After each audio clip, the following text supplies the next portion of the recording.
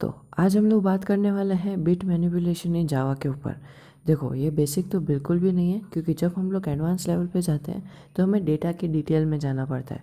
और जब हम लोग डिटेल में जाते हैं तो हमें पता चलता है कि कंप्यूटर हमारा डेटा जब उसके स्टोरेज के अंदर स्टोर करता है तो उसको स्टोर करता है बिट्स के फॉर्म में। इसका मतलब है कि कंप्यूटर का मोस्ट ऑफ वर्क, यानी कि मोस्ट ऑफ उसके जो टास्क हैं वो सारे वो बिट्स के फॉर्म में करता है। तो सोच सकते हो कि बिट मैनिपुलेशन कितना ज़्यादा इम्पॉर्टेंट है। उसके बाद मैं चलो बता देता हूँ कि वीडियो के अंदर है क्या। वीडियो के अंदर हम लोग सबसे पहले देखेंगे कि बिट्स के रिगार्डिंग कुछ बातें, जैसे कि बिट्स क्या है, कौन सी वैल्यूज़ होती है, कैसे निकालते हैं, बाइनरी एंड वो सब कुछ। उसके बाद हम लोग बिट्स के जो कुछ ऑपरेटर्स होते हैं उन ऑपरेटर्स को हम लोग देखेंगे कि कैसे वो बिट्स के अंदर मैनिपुलेशन करते हैं, क्या उनकी कंडीशंस होती है जिसके ऊपर उनका मैनिपुलेशन प्रोसेस कंप्लीट होता है। उसके बाद हम लोग कोड्स को देखेंगे, ड्राई रन करेंगे, और फाइनली ये वीडियो फिर उसके बाद एंड हो जाएगा और आपको बिट मैनिपुलेशन और बिट्स का कंप्लीट नॉलेज हो जाएगा। ये इम्पोर्टेंट क्यों है वो भी मैं बता देता हूँ। इम्पोर्टेंट इसलिए है क्योंकि देखो, हमारा जो कुछ भी डेटा है कंप्यूटर के अंदर बिट्स के फॉर्म में स्टोर होता है, एंड में जाके बिट्स के फॉर्म में होता है। बिट्स के फॉर्म में अगर वो स्टोर हो रहा है तो अगर जैसे कि कोई इमेज की साइज़ है जो आपकी स्टोरेज में स्टोर है, अगर आपको उस साइज़ को चेंज करना है तो आप बिट मैनिपुलेशन का यूज़ करके स्टोरेज के अंदर उस इमेज की साइज़ को चेंज कर सकते हो। कोई वैल्यू है किसी चीज़ की, या जैसे 26 है, आपको उसको चेंज करके 13 करना है, तो आप वो कर सकते हो बिट मैनिपुलेशन का यूज़ करके। ओके, तो अब जो सबसे इम्पोर्टेंट चीज़ ये आती है वो ना शेयर करना, ना लाइक करना, कुछ भी नहीं, और ना सब्सक्राइब करना। सबसे इम्पोर्टेंट चीज़ ये आती है कि कमेंट बॉक्स में अपना ओपिनियन, फीडबैक या फिर रिव्यू, कुछ भी सजेशन इम्प्रूवमेंट के लिए कुछ भी, अगर आप एक न्यू व्यूअर हो तो प्लीज़ भाई, आपकी ये रिस्पॉन्सिबिलिटी है मेरी तरफ से as a friend, as a brother, as a sister, कि नीचे कमेंट बॉक्स में कोई भी सजेशन, कोई भी ओपिनियन, कोई भी फीडबैक लिखना मत भूलना प्लीज़। तो चलो शुरू करते हैं। सबसे पहले हम लोग देख लेते हैं कि बिट्स है क्या। तो bit is the smallest unit of data that a computer can process and store. अब मैं बिट की अगर वैल्यू बताऊँ तो आपको शायद अच्छे से समझ में आ जाए। बिट की दो वैल्यूज़ होती हैं, एक होती है 0 और 1। 0 और 1 को ऑफ और ऑन से समझ सकते हो। जैसे कि कंप्यूटर का हम लोग एक ये सर्किट मान लेते हैं, इसके अंदर कुछ भी हुआ तो हम लोग समझ लेते हैं कि 1, अगर कुछ नहीं हुआ तो 0, फिर से कुछ हुआ तो 1। ये कुछ हुआ क्या है? ये कुछ हुआ है दूसरे वाले सर्किट से एक सिग्नल आना। तो जब ऐसी चीज़ें बार बार होती रहेगी, यानी कि सिग्नल आएगा जाएगा, सिग्नल ऑन एंड ऑफ, तो हमें ये वैल्यूज़ मिलेगी 1, 0, 1 या फिर ऐसा कुछ भी। तो इसी को हम लोग कहते हैं हमारे बिट्स, एंड इसी के फॉर्म में कंप्यूटर हमारा डेटा स्टोर करता है। अब बात जब हम लोग नंबर्स की करते हैं, वर्ड्स के ऊपर तो हम लोग बाद में आएंगे, पहले हम लोग बात कर लेते हैं नंबर्स के ऊपर। तो जैसे कि नंबर्स को जो है आखिर हम लोग बिट्स की फॉर्म में कैसे लिखते हैं। तो नंबर्स 2 का फंडा बताए, जैसे उस लोग कोई भी नंबर है, हम लोग को 15 ले लेते हैं। अगर मैं 15 को 2 से डिवाइड करूँगा तो फर्स्ट कंडीशन के अंदर उसके नीचे रिमाइंडर 1 बचेगा। अगर मैं वहाँ पे 14 होता तो फिर वहाँ पे कोई रिमाइंडर नहीं बचता और 0 हो जाता। इसके अलावा तो और कोई कंडीशन नहीं हो सकती ना, कि 0 या तो 1 रिमाइंडर रहेगा या 0 रिमाइंडर रहेगा। और बिट्स में भी हमें वही चाहिए होता है, 0 और 1। इसलिए हम लोग जो कोई भी हमारा नंबर है उसे डिवाइड बाय 2 कर देते। अगर नीचे रिमाइंडर 1 बच रहा है तो हम लोग सबसे लास्ट में 1 लिख देते हैं। और फिर अगर जब हम लोग सेकेंड टाइम इस नंबर को डिवाइड करते हैं तो फिर इस सेकेंड टाइम जब हम लोग इस नंबर को डिवाइड करते हैं और फिर इसका जो रिज़ल्ट आता है ना, कि कितने से वो नंबर 2 से डिवाइड हो रहा है, तो अगर उसमें भी रिमाइंडर बच रहा है तो फिर हम लोग 1 लिखेंगे, और अगर नहीं बच रहा है, वो एग्जैक्टली डिवाइड हो रहा है, तो फिर हम लोग सेकेंड लास्ट पोजीशन में 0 लिखेंगे। जो हम लोग बिट्स लिखते हैं वो हम लोग राइट टू लेफ़्ट लिखते हैं, मतलब हम लोग लेफ़्ट साइड जा रहे होते हैं।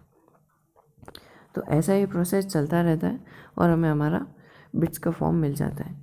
ऐसे बड़े नंबर्स के साथ भी ऐसे ही होता है। ठीक है, डिवाइड करते जाओ। एलसीएम मत समझना इसको, एलसीएम ये बिल्कुल भी नहीं है। इसके अंदर हमें प्रॉपर तरीके से डिवाइड करना पड़ता है, रिमाइंडर को देखना पड़ता है। रिमाइंडर से हमें ज़्यादा मतलब है, क्योंकि उसमें ही 1 और 0 आता है। तो अब अगर मैं यहाँ पे आ जाऊँ, यानी कि बिट वाइज जो भी ऑपरेटर्स होते हैं, तो इसमें ये ऑपरेटर्स इंपॉर्टेंट क्यों है? देखो, ऑपरेटर्स इसलिए इंपॉर्टेंट है क्योंकि ऑपरेटर्स ही हैं जो ऑपरेशन करते हैं। हाँ, यही है ऑपरेशंस, ठीक है।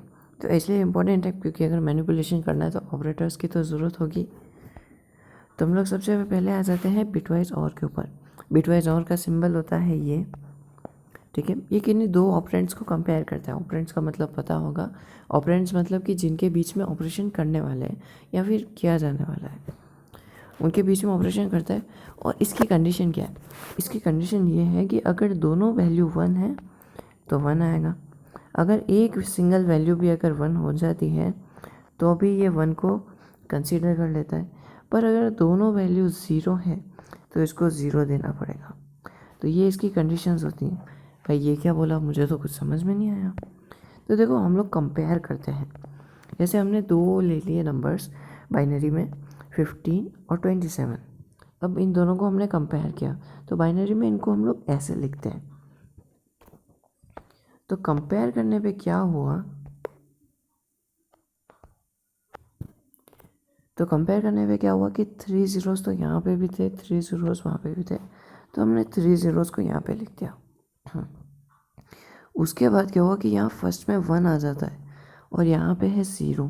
तो हमारी कंडीशन के अकॉर्डिंग अगर एक सिंगल 1 भी आ रहा है तो हमें 1 को ही लेना है, तो इसलिए हम लोग यहाँ पे 1 ले लेते हैं।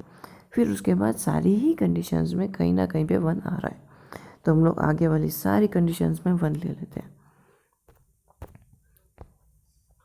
और फिर जैसे हमने इसको कन्वर्ट किया ना, इसका एक और प्रोसेस होता है जिससे हम लोग इसको डेसिमल में कन्वर्ट कर सकते हैं। उसके लिए मैं एक अलग से वीडियो बनाऊंगा जिसके अंदर हम लोग वर्ड्स वाले टॉपिक को भी ले लेंगे, क्योंकि ये वीडियो नहीं तो बहुत बड़ा हो जाएगा। तो इनकी वैल्यू हो जाती है 31 डेसिमल्स के फॉर्म में। अगर मैं इनके कोड्स पे जाऊँ,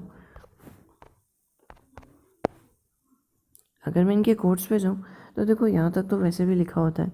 कोड्स बहुत ईजी है। सबसे पहले इंट ऑपरेंड 1 लिखना है, ऑपरेंड 1 जो भी है हमारा।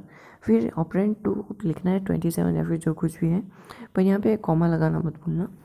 फिर इसके बाद फिर से कॉमा लगा के हमें आउटपुट लिखना है।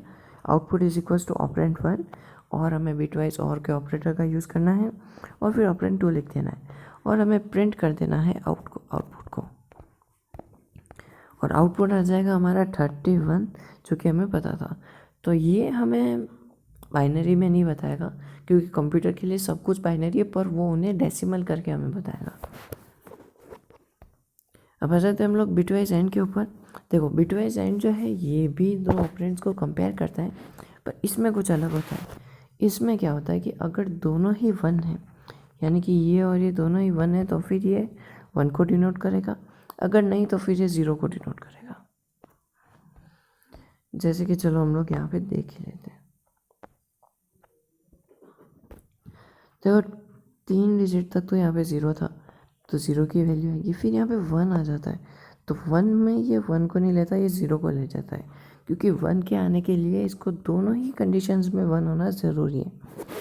और वाले में तो चलता था, अगर एक होता था तो भी हम लोग 1 को ले लेते थे, कंप्यूटर ले लेता था। और इसका कोड भी उतना ही ईजी है जैसा पहले वाले का था, वही कुछ करना है। बस अगर थोड़ा सा जो चेंजेस है वो है यहाँ पे, सिर्फ एक चेंज करना है, वो है ऑपरेटर को चेंज कर देना, ऑपरेटर के सिंबल को चेंज कर देना है। ये बिटवाइज एंड का ऑपरेटर है, ठीक है। और वो हमारा आउटपुट। अब हम लोग आ जाते हैं बिटवाइज कॉम्प्लीमेंट के ऊपर। ये जो ऑपरेटर है ये इन्वर्ट्स कर देता है। इन्वर्ट्स यानी कि 1 है तो उसको 0 कर देता है, 0 है तो उसको 1 कर देता है। और इसका सिंबल है कुछ ऐसा। चलो हम लोग कोड्स को पहले ड्राई रन वाले कोड को देख लेते हैं। तो देखो, इसके अंदर जहाँ जहाँ पे भी 0 है वहाँ पे ये 1 कर देता है, जहाँ जहाँ पे भी 0 है ये वहाँ 1, और जहाँ 1 है वहाँ 0 कर देता है। और इसमें भी ज़्यादा कुछ भी नहीं है, इसमें सिर्फ ये सिंबल चेंज हो जाता है और एक इक्वल्स टू का साइन आ जाता है। बट इसके अंदर सेकंड ऑपरेंड नहीं आता, इसके अंदर सिर्फ इंट ऑपरेंड यूज़ करके एक सिंगल ऑपरेंड आ जाता है, और आउटपुट जो है हमें यहाँ पे अलग से लिखना पड़ता है। उसके बाद हम लोग आ जाते हैं बिटवाइज जॉर के ऊपर। अब इसको पता नहीं जॉर कहते हैं कि एक्सओआर कहते हैं, तो हम लोग इसको XOR कह देते हैं, पूरा XOR कौन कहे इसको। तो इसका जो सिंबल होता है वो ऐसे होता है। इसका काम ये है कि ऐसा समझ लो कि ये बिटवाइज और प्लस बिटवाइज कॉम्प्लीमेंट का मिक्सचर है, ठीक है, ऐसा समझ लो। क्यों, ये क्या करता है, ये बिटवाइज जोर जो है ये इक्विवेलेंट है इनसे। अब इसके अंदर क्या होता है कि अगर जो ऑपरेंड्स है वो अलग अलग हैं तो ये 1 दे देता है, नहीं तो ये आउटपुट में 0 दे देता है। जैसे कि यहाँ पे देखो, यहाँ पे 3 डिजिट तक तो 0 था तो इसने 0 दिया। यहाँ पे ऑपरेंड्स अलग हो गए, 0 और 1 आ गया तो इसने 1 को दे दिया। अब यहाँ पे फिर से सेम है, 1 और 1 है, तो 1 और 1 में इसकी क्या कंडीशन थी, इसकी ये थी कि अगर ऑपरेंड्स दोनों कंडीशन के सेम है तो फिर ये 0 को निकाल देगा, तो इसने 0 को दे दिया। यहाँ पे 1 मत लिख देना, अलग है तो आएगा 1 और सेम है तो आएगा 0। और ये इसका कोड है, इसके अंदर कुछ नहीं, इसके अंदर सिर्फ हमें उसके ऑपरेशन को ही चेंज करना है, ऑपरेटर को ही। अब ये है साइंड लेफ्ट, इसका सिंबल यहाँ पे दिख ही रहा होगा ये वाला। इसका काम क्या है, तो साइंड लेफ्ट क्या करता है, जब मैं यहाँ दिखाई देता हूँ तो देखो ये 123 की वैल्यू थी ये वाली। जब हमने साइंड लेफ्ट को मारा कितनी बार, एक बार, तो इसने क्या किया कि लेफ्ट साइड पे एक 0 डाल दिया। हमने जब 2 बार डाला तो इसने 2 0 डाल दिए। हमने जब 3 बार शिफ्ट होने के लिए कहा तो इसने 3 0 डाल दिए।